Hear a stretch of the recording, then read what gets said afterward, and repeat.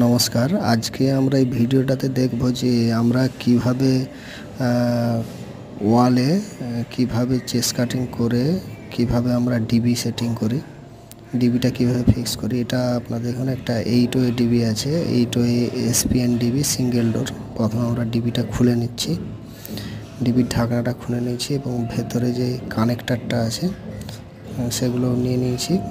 এই যে দেখুন, এখানে আমাদের ডিবিটা এই জায়গাটাতে আমাদের বসবে। তো আমরা তলাতে প্রথমে যেই হাইটে আমাদের ডিবিটা বসবে সেই হাইটে মশলা দিয়ে দেব।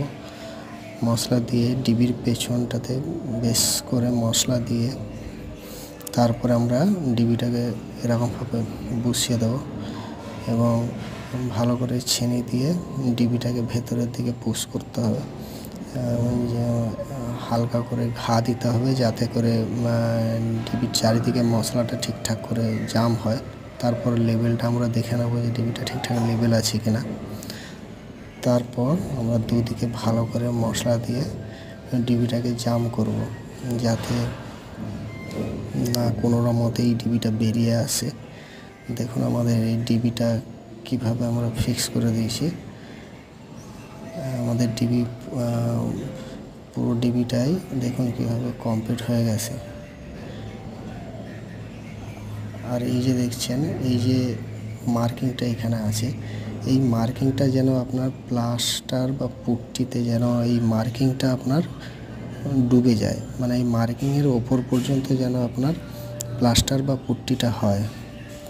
এর কারণটা হচ্ছে আপনার এই যে ডিবির যে ঢাকনাটা আছে তার যে থিকনেসটা সেটা আমরা দেখাচ্ছি। এই দেখুন লেভেলটা আমরা একবার দেখে নিচ্ছি যে ঠিকঠাক লেভেলে আমরা বসেছি কিনা।